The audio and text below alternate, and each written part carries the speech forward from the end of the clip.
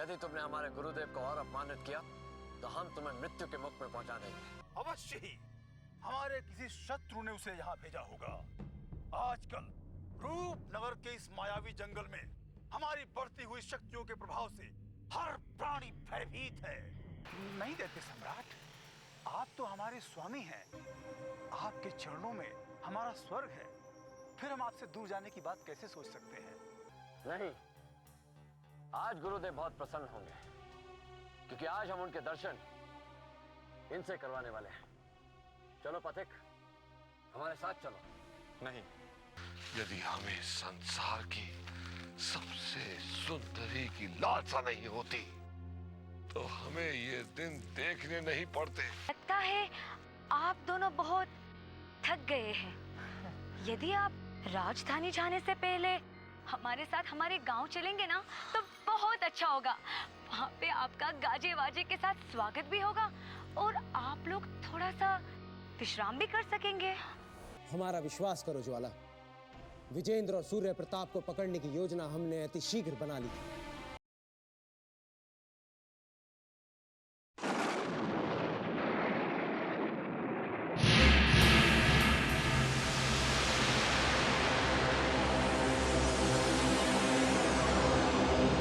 क्या बात है हुजूर, जो आप इतने तीव्र गति से मंत्रीवर के कक्ष की ओर भागे चले जा रहे हैं? सब कुछ कुशल मंगल तो है ना? तुम्हें इससे क्या लेना देना रूपमती? भाई जी और हमारे बारे में पूछने का तुम्हें अधिकार किसने दिया? अधिकार तो हमें किसी ने नहीं दिया है। हम तो बस मानवता के नाते पूछ रहे थे। वैसे भी बहुत समय के पश्चात हम आपको महल में देख रहे हैं। बस इसीलिए जानना चाहते थे कि आप आजकल महल के बाहर कहाँ रहते हैं? हम तुम्हें हमारे किसी भी कार्य के बारे में बताना नहीं चाहते। आज के पश्चात हमारा पथ रोकने का कभी साहस मत करना। आप तो छोटी सी बात पर इतना अधिक क्रोधित हो जाते हैं हुजूर। हम आपके शत्रु नहीं हैं, हमें अपना मित्र ही समझिए। अगर आपके बुरे समय में कोई आपका साथ दे या ना दे, किंतु हम अवश्य आपका साथ देंगे। हम अभी तक इतने निर्बल नहीं है जो किसी स्त्री की सहायता ले। और तुम अपने आप को बलवान समझने की भूल मत कर बैठना। रूपनगर के महल में केवल एक ही बलवान व्यक्ति है जिसे सारा रूपनगर रणवीर सिंह के नाम से जानता है। याद रखना रूपमती। कोई बात नहीं है हुजूर, किंतु ये तो बताइए कि जंगल से ऐसी क्या गुप्त सूचना लाए हैं जिसे बताने की शीघ्रता में आप मंत्रीवर्ग के कक्ष की ओर भागे चले जा रहे थे? क्या रूपनगर के जंगल में फिर कोई हलचल मची है? तुम हमें फिर से क्रोधित करने का प्रयत्न कर रही हो। हम तुम्हें चेतावनी देते हैं रूपमती, हमसे उलझने की चेष्टा मत करना, अन्यथा तुम्हें बहुत पछताना पड़ेगा। हम आपसे सम्मान पूर्वक बात कर रहे हैं हुजूर, किंतु आप हमें समझने का प्रयत्न ही नहीं कर रहे हैं। हम तुम्हें अच्छी तरह समझ गए हैं।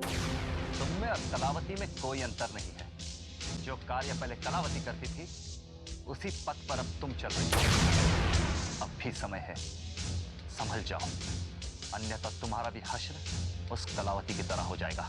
हम समझे नहीं हुजूर।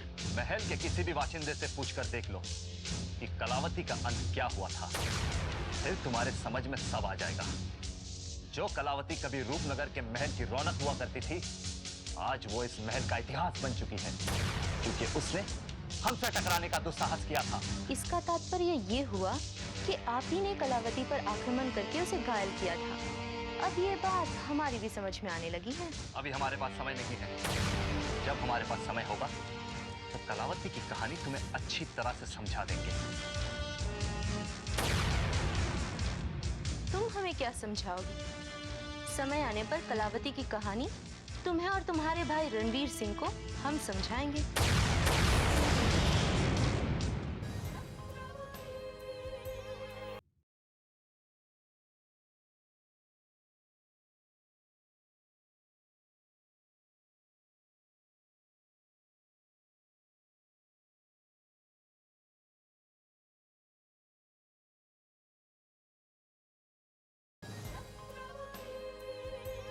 परमवीर, तुम अचानक जंगल से महल में कैसे आ गए? कहीं जंगल में हमारे सैनिकों के साथ कोई दुर्घटना तो नहीं हो गई? नहीं भाई जी, इस बार जंगल से हम आपके लिए एक शुभ समाचार लेकर आए हैं। शुभ समाचार? तुमने दुर्गेश्वरी को अवश्य ही अपने वश में कर लिया होगा, या फिर हमारे किसी शत्रु को परलोक की यात्रा करा दी होगी। दुर्गेश्वरी हमारी पकड़ से अब कुछ दूर है भाई जी, किंतु शीघ्र हम उसे भी अपना बंधक बना लेंगे। आज हमारे सैनिकों ने अलकापुरी के उस युवराज को अपने जाल में फांस लिया है जिसे दुर्गेश्वरी ने एक बार हमारे से मुक्त कर दिया था। कहीं तुम उस युवराज की बात तो नहीं कर रहे हो जो अपने साथी के साथ रूपनगर के जंगलों में भटक रहा है? हम उसी युवराज भानु प्रताप के बारे में कह रहे हैं जो अपने साथी जोरावर सिंह के साथ रूपनगर की ओर बढ़ रहा था, किंतु अब विक्रम सिंह और शत्रुघ्न ने उन्हें घेर लिया है और तीव्र गति से रूपनगर की सीमाओं की ओर बढ़ रहे हैं। ये तो अति शुभ संकेत है परमवीर। आज तुमने हमें जो सूचना दी है उसे सुनकर हम प्रसन्नता से फूले नहीं समा रहे हैं। हमारे गुप्त कारागार में बंदियों को आना लगभग बंद हो गया था, किंतु आज फिर से एक नई शुरुआत हुई है। इस शुरुआत का अब अंत नहीं होगा भाई जी। हमारे सैनिकों ने रूपनगर के जंगल में चारों ओर अपनी दृष्टि जमाए रखी है। कोई भी भटका हुआ पथिक अब उनकी दृष्टि से बचकर नहीं निकल सकता। हमें तुम्हारे शौर्य पर पूर्ण विश्वास है परमवीर। दुर्भाग्य का अंधेरा अब धीरे धीरे छटने लगा है। रूपनगर के इस महल का सिंहासन अब हमारे बहुत समीप है। युवराज भानु प्रताप को लेकर हमारे सैनिक भी रूपनगर की सीमाओं के काफी समीप आ चुके हैं भाई जी। यदि आदेश हो तो आदर पूर्वक उन्हें भी अपने कारागार में डाल दिया जाए। अवश्य परमवीर, अवश्य। तत्काल हमारे कुछ सैनिकों को ले जाकर उन दोनों को हमारी कारागार में डलवा दो और जिन सैनिकों ने उन दोनों को पकड़ा है उन्हें हमारी तरफ से भरपूर उपहार भी दो। राजकुमारी जी, आप? हमें तुमसे एक अवश्य कार्य था गजराज, इसलिए तत्काल हमें यहाँ आना पड़ा। कहिए, कौन सा कार्य है राजकुमारी जी? लगता है कोई महत्वपूर्ण सूचना लेकर आप आई हैं। सूचना जितनी महत्वपूर्ण है उतनी भयानक भी गजराज। यदि समय रहते तुमने कोई कदम नहीं उठाया तो बहुत बड़ा अनर्थ हो जाएगा। गजराज सिंह के रहते कभी कोई अनर्थ नहीं हो सकता राजकुमारी जी। शीघ्र बताइए, सूचना क्या है? सूचना ये है कि रणवीर सिंह के सैनिकों ने एक भटके हुए युवराज और उसके साथी को अपने जाल में फंसा लिया है। यदि उन्हें रोका नहीं गया तो युवराज भानु प्रताप सिंह और उसका साथी सदैव सदैव के लिए रणवीर सिंह के गुप्त कारागार में बंधक बना लिए जाएंगे। अब रणवीर सिंह के गुप्त कारागार में कोई निर्दोष पथिक बंधक नहीं बन सकता राजकुमारी जी। मैं रणवीर सिंह के उस प्रयास को कभी सफल नहीं होने दूंगा। हमें तुम पे पूरा भरोसा है गजराज, किंतु रणवीर सिंह का भाई परमवीर सिंह बहुत ही चतुर और बलवान है और उसे किसी भी तरह रोकना होगा।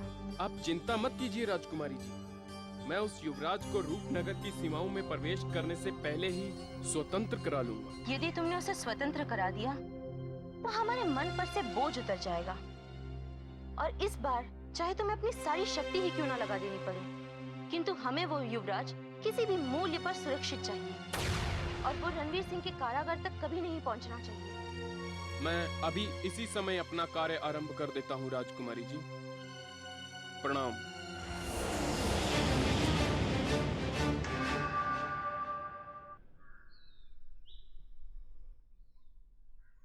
रूपनगर अब आने ही वाला है। देखना, जैसे ही रूपनगर के वासी आप दोनों को हमारे साथ देखेंगे तो आप दोनों का भव्य स्वागत करेंगे।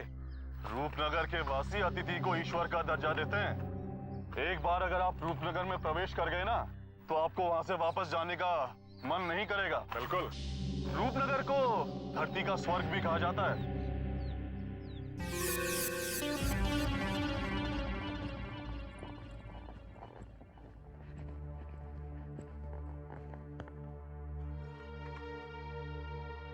विक्रम सिंह, ये लोग कौन है? ये अलकापुरी के युवराज भानु प्रताप सिंह हैं और ये उनके सेनापति जोरावर सिंह। तुम इन्हें कहाँ लेकर जा रहे हो? हम इन्हें रूपनगर के राजमहल में लेके जा रहे हैं। राजकुमारी चंद्रमुखी के आदेश के अनुसार हम उन्हें पूरे सम्मान के साथ राजमहल के अतिथि कक्ष में ठहरा देंगे हुजूर। हमें नहीं लगता तुम सत्य कह रहे हो। राजकुमारी चंद्रमुखी का ये आदेश अवश्य है कि किसी भटके हुए पथिक को सम्मानपूर्वक महल में पहुंचा दिया जाए, किंतु तुम्हारी नीयत कुछ और ही लगती है। आप हम पे संदेह मत कीजिए गजराज सिंह जी, हम तो सिर्फ अपना राजधर्म निभा रहे हैं। यदि हम इन्हें जंगलों में ना मिटले होते तो ये रूपनगर के जंगल में न जाने कहां कहां भटक रहे होते। यदि आपको विश्वास न हो तो आप इनसे पूछ कर देख लीजिए। ये सत्य है महानुभाव, ये दोनों अधिकारी सत्य कह रहे हैं। हम रूपनगर के इन जंगलों में कई दिनों से भटक रहे थे, कि अचानक ये दोनों देवदूत की प्रकार हमें मिलकर इन अश्वों पर बिठाकर रूपनगर ले जा रहे हैं। हाँ हाँ, अब आप इनके साथ विवाद करके समय नष्ट मत कीजिए, हमें जाने दीजिए इनके साथ में। हम कितने थक गए हैं, अब हमें रूपनगर पहुंचकर विश्राम भी करना है, क्यों महाराज? आप दोनों बहुत ही भोले हैं। आप नहीं जानते ये अधिकारी कौन है, और आपने शीघ्रता से इनकी बातों पे विश्वास कैसे कर लिया? ये आपको महल में नहीं कहीं और लेके जा रहे हैं।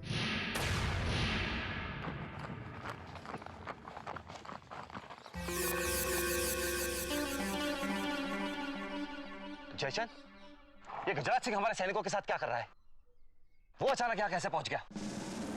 लगता है उसे हमारे गुप्त सूचना का पता चल गया है। ये कैसे हो सकता है? इस गुप्त सूचना की जानकारी हमने केवल भाई जी को दी थी, तो गजराज सिंह को कैसे पता चल गया? महल में हमारे कई शत्रु बैठे हैं हुजूर, जरूर किसी को इसका भेद पता चल गया होगा। किंतु ये समय अब ये सोचने का नहीं है। अब तो आप ये सोचिए कि हमारे सैनिकों के साथ साथ उन दोनों बंधकों को कैसे उस गजराज सिंह के चंगुल से आजाद कराया जाए। यदि देर हो गई तो हम सब फंस जाएंगे। नहीं, ऐसा कभी भी नहीं हो सकता। हम किसी भी मूल्य पर हमारे बंधकों को गजराज सिंह के हाथों में नहीं पड़ने देंगे।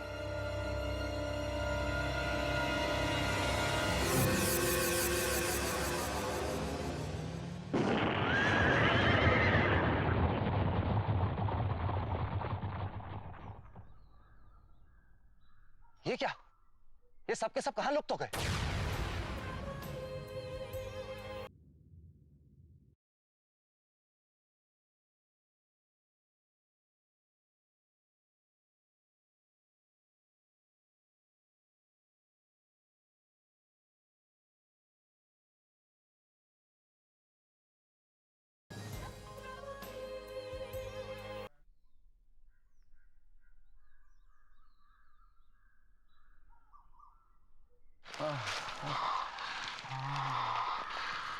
ये हमारे साथ क्या हो रहा है जोरावर?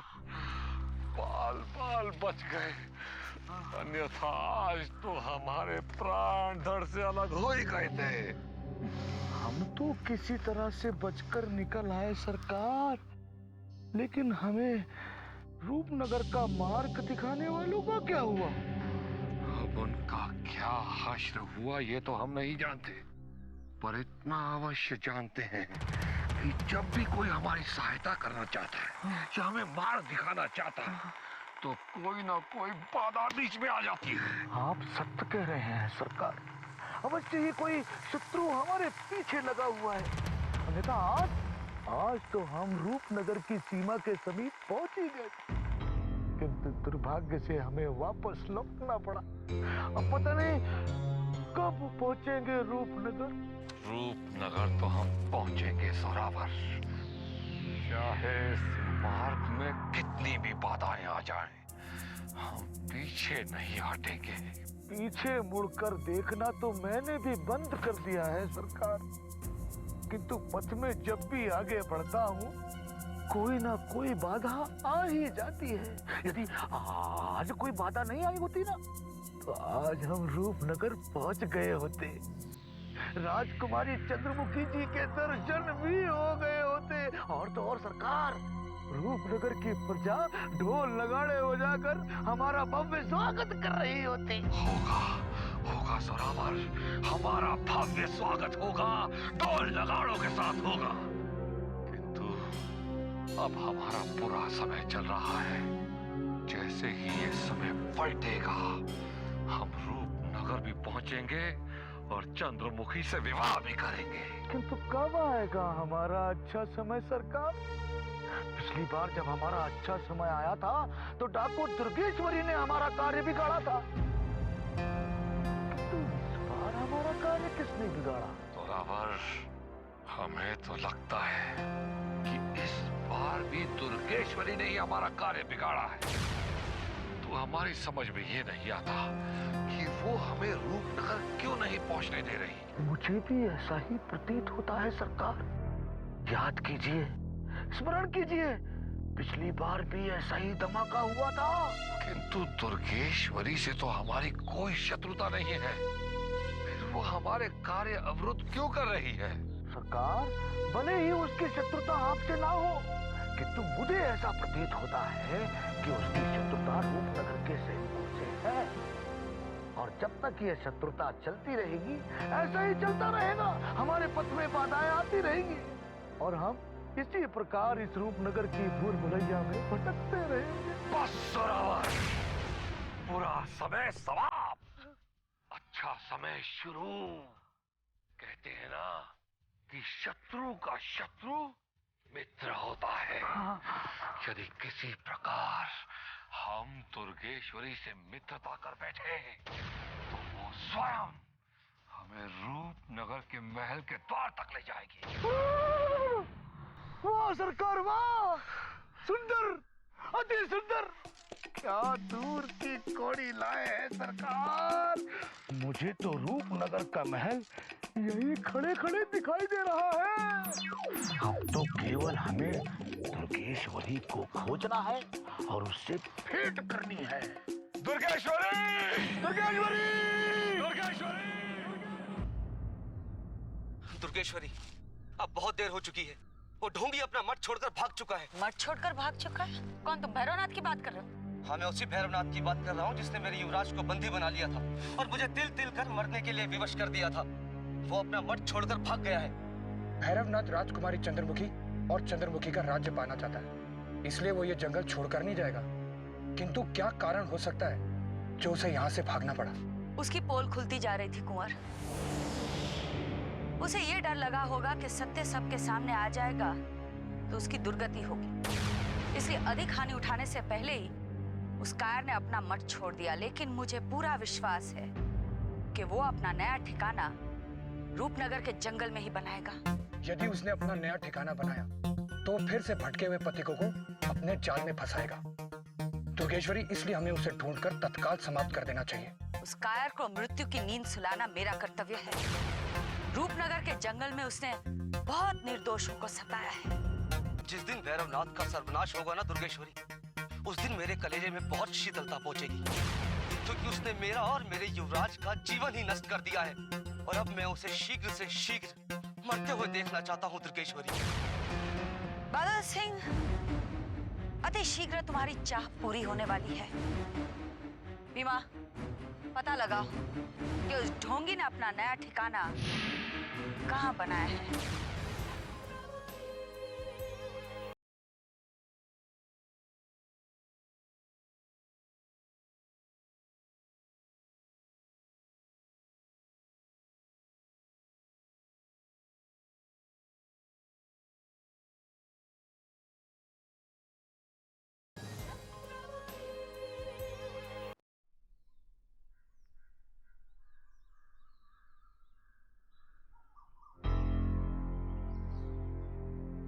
वनराज,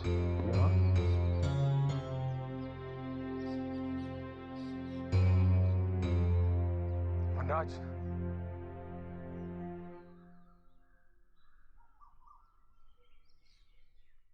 भीमा, तुम यहाँ क्या कर रहे हो? अच्छा हुआ वनराज जो संजोग से तुम मुझे यहाँ मिल गए। दुर्गेश्वरी कब से तुम्हें खोज रही है। दुर्गेश्वरी मुझे खोज रही है? इतना अपमान करने के पश्चात उसका मन नहीं भरा जो वो अभी मुझे खोज रही है? नहीं वनराज, वो तुम्हारी सहायता करने के लिए तुम्हें खोज रही है। सहायता? वो मेरी क्या सहायता करेगी जिसने सबके सामने अपने डेरे पर मुझे अपमान के घूंट पिलाए थे? लगता है मुझे कोई और दंड भुगतने के लिए याद कर रही है। तुम गलत समझ रहे हो वनराज। दुर्गेश्वरी उस समय अपने साथी डाकू की हत्या की वजह से बेहद दुखी थी। उसका तुम्हें अपमानित करने का कोई इरादा नहीं था। विश्वास करो, इस समय वो तुमसे क्षमा मांगने के लिए छटपटा रही है। मुझे रूपनगर के जंगलों में रहने वाले किसी भी मनुष्य पर विश्वास नहीं है। तुम जहां से आए हो वहीं लौट जाओ, अन्यथा मेरा गुस्सा तुम पर भी उतर सकता है। तुम चाहे मेरे प्राण लो वनराज, किंतु दुर्गेश्वरी से बिना मिलवाए मैं वापस नहीं लौटूंगा। तुम नहीं जानते, देवधर बाबा तुम्हें खोजते हुए यहाँ आए थे। तुम तो नहीं मिले, किंतु दुर्गेश्वरी से अवश्य भेंट हुई है और वो तुम्हारा संदेशा देकर चले गए। ये तुम क्या कह रहे हो? देवधर बाबा मुझे खोजते हुए यहाँ आए थे? कहीं तुम मेरे साथ कोई छल तो नहीं कर रहे हो? डाकू कभी किसी के साथ छल नहीं करते, मेरा विश्वास करो। दुर्गेश्वरी तुम्हें देखकर बेहद प्रसन्न हो जाएगी और तुम्हें देवधर बाबा का संदेशा भी मिल जाएगा। सोचने विचारने में समय नष्ट मत करो वनराज। यदि मेरी एक ही बात असत्य निकले तो मेरा सर धड़ से अलग कर देना।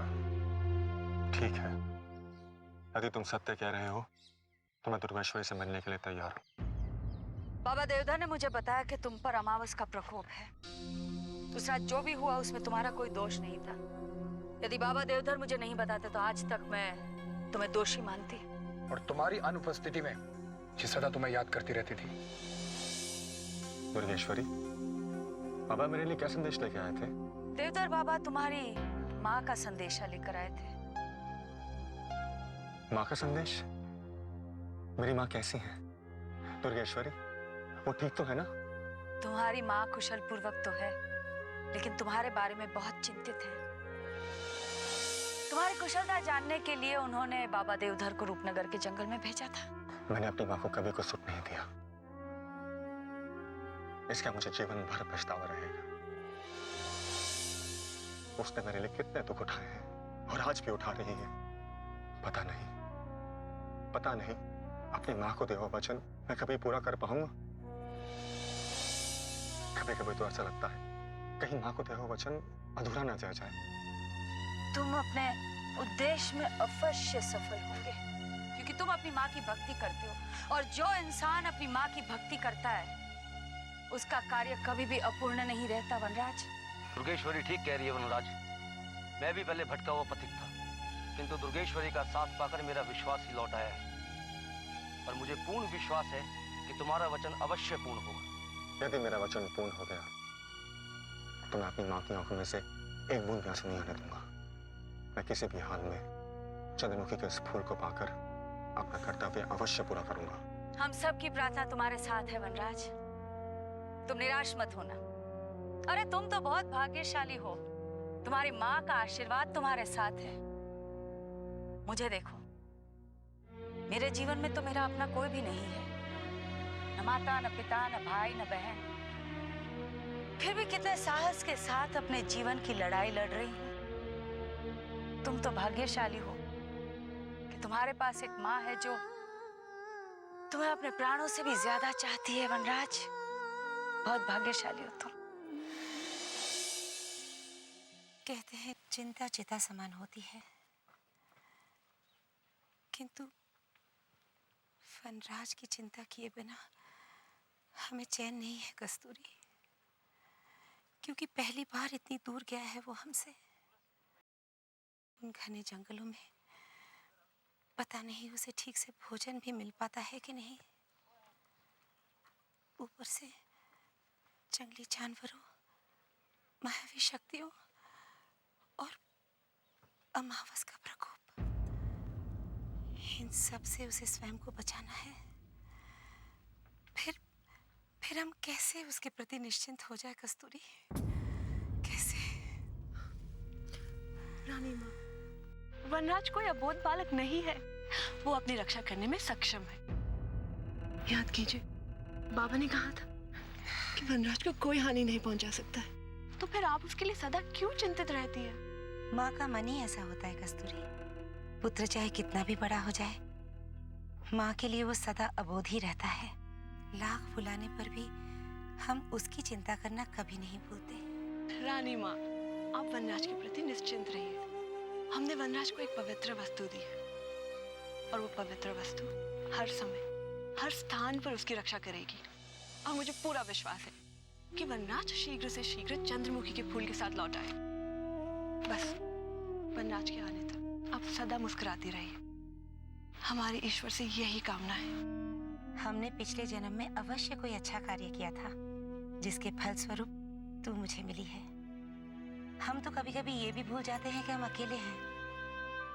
हमें लगता है वनराज के आने के पश्चात भी हम एक दूसरे के बिना नहीं रह पाएंगे।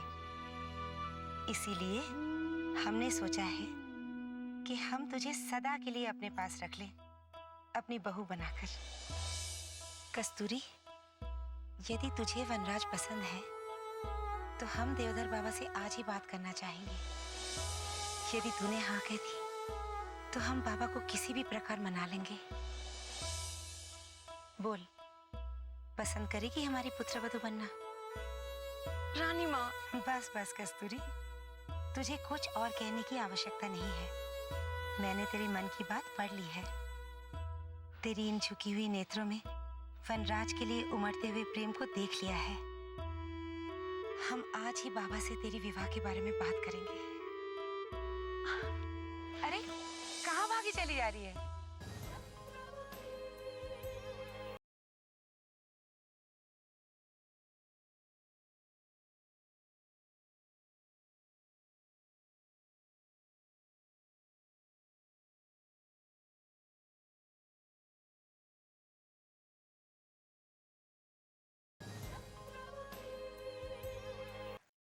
अरे अरे, क्या हुआ पुत्री? तुम इस तरह भागे कहाँ चली जा रही हो? महारानी जी, ये कस्तूरी को क्या हो गया? ये हिरनी की तरह कहाँ भागे जा रही है? जब कोई कन्या युवा हो जाती है तो उसके पैरों में इसी तरह पंख लग जाते हैं देवधर बाबा। आपकी पुत्री सयानी हो गई है देवधर बाबा, विवाह योग्य हो गई है। आप बिल्कुल सत्य कह रहे हैं महारानी जी।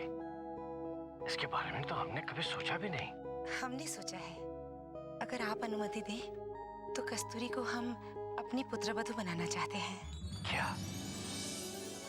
आप हमारे पुत्री को पुत्रवधू बनाना चाहती हैं? इसमें आश्चर्य की क्या बात है? वनराज भी तो विवाह योग्य हो गया है। रूपनगर से उसके आते ही हम कस्तूरी को उसकी वधू बना देंगे। आपको इसमें कोई आपत्ति तो नहीं है? किंतु महाराज जी, कहाँ आप और कहाँ हम? हमें अब भी विश्वास नहीं हो रहा कि हमारी पुत्री राजकुल की वधू बन सकती है। आपकी पुत्री तो लाखों में एक है बाबा। आप जैसे महात्मा की पुत्री को अपनी पुत्रवधू बनाना तो भाग्य की बात है, किंतु हमारे पुत्र पर अमावस का प्रकोप है।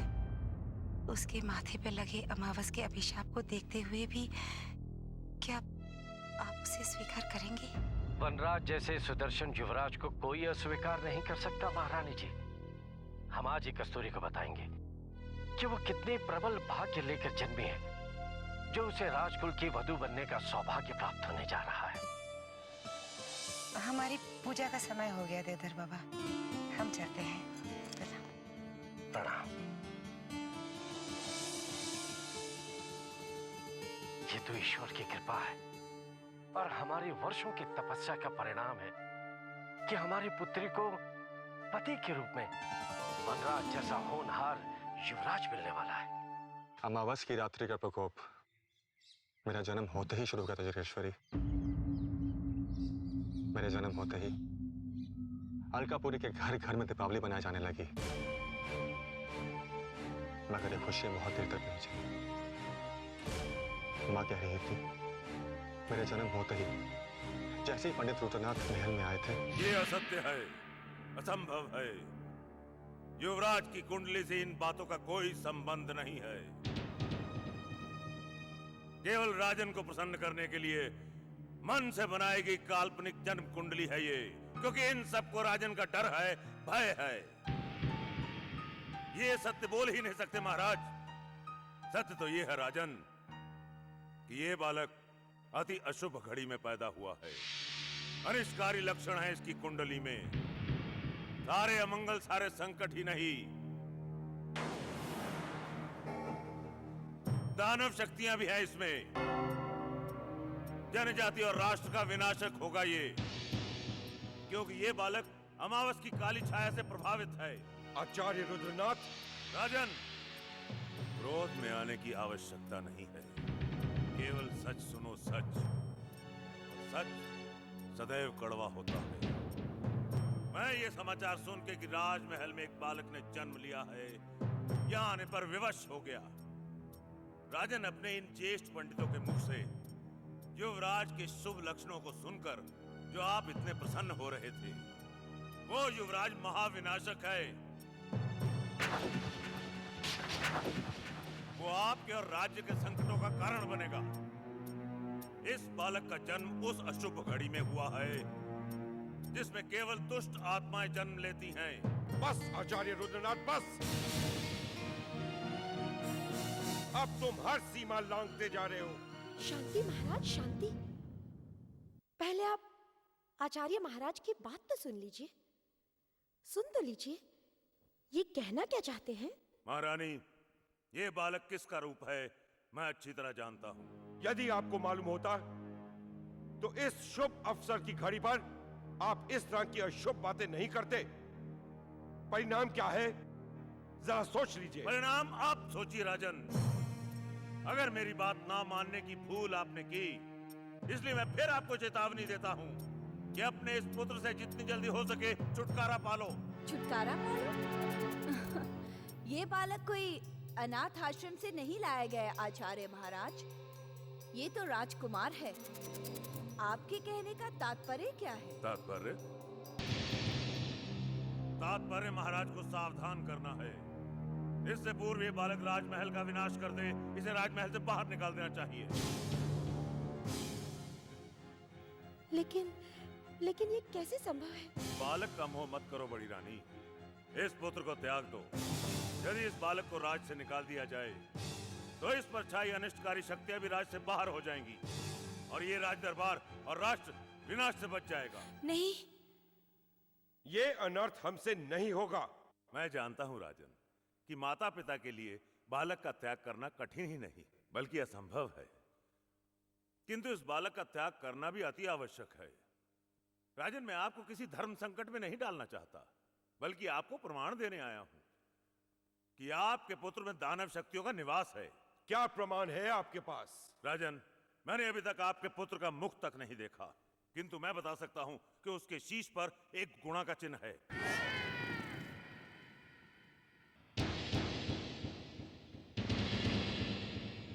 और ये शास्त्रों में असुरी चिन्ह कहलाता है।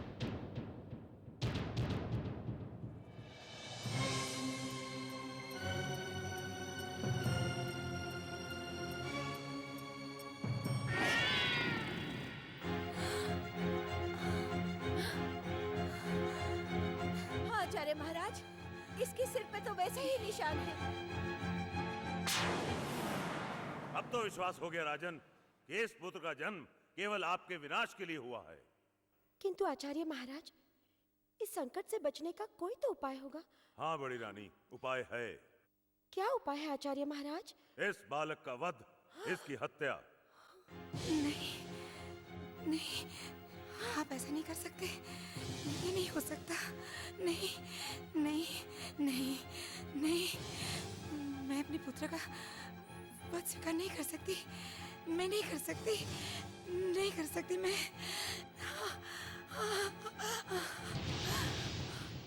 मेरी बात मान लीजिए राजन, देर करना आपके और राज्य के लिए अच्छा नहीं होगा। और एक विशेष बात। क्या आचार्य महाराज? विशेष बात यह है महारानी कि जैसे ही आपका पुत्र 3 वर्ष का होगा, यदि उस वक्त इस बालक की दृष्टि आप पर पड़ी तो आप अंधे हो जाएंगे राजन, अंधे हो जाएंगे।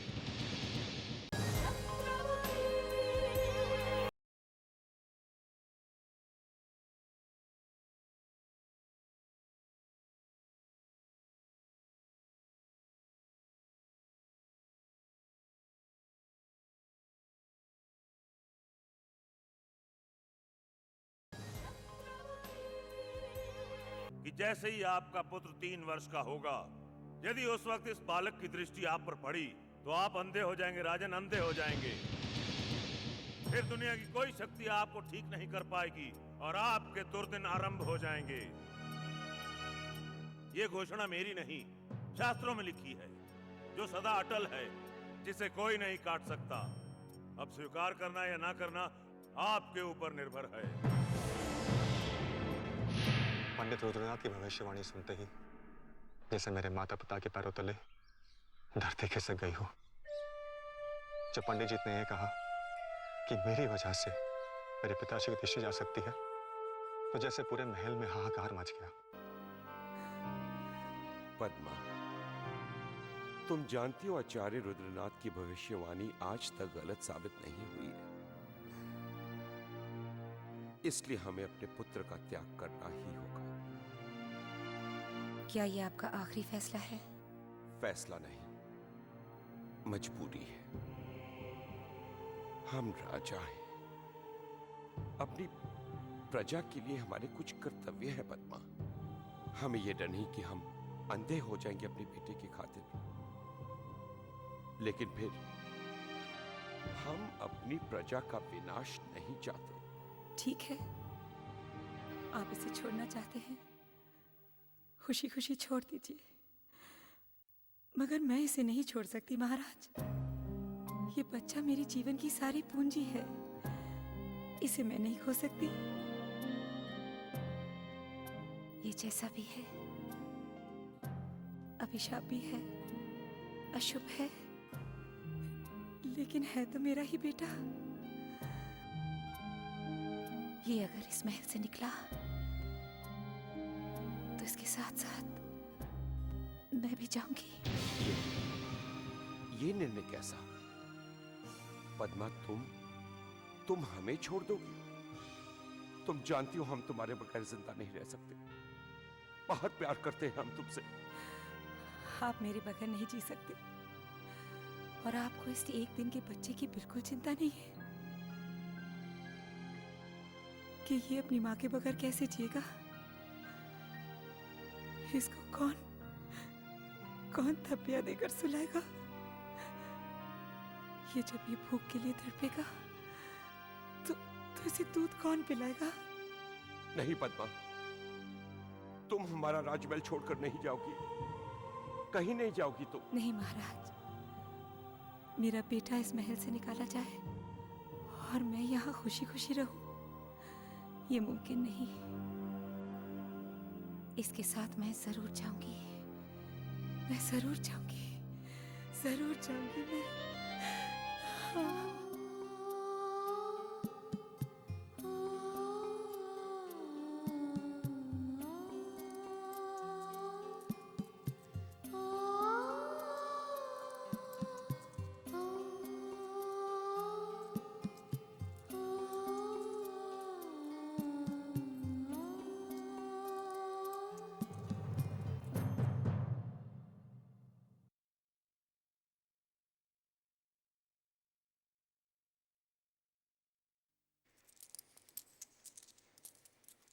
ठहरो पद्मा। पद्मा, एक बार अपने बेटे को सीने से लगाने का अधिकार दे दो।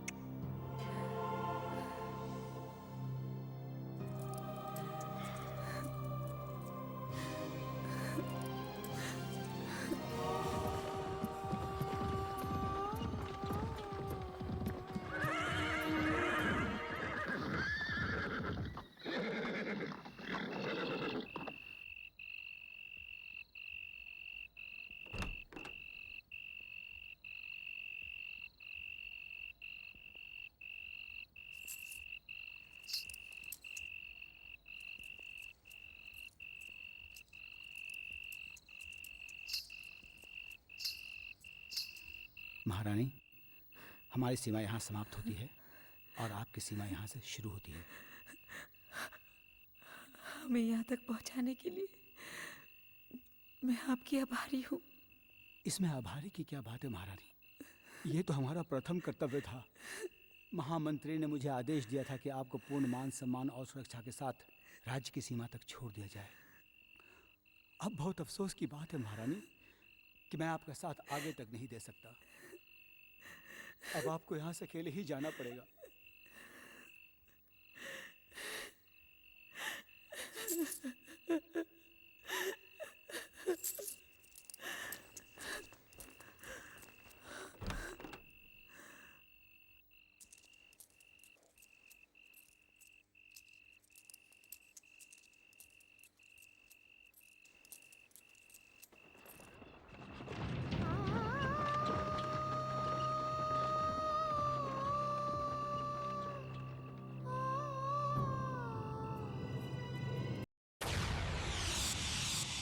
दो दिन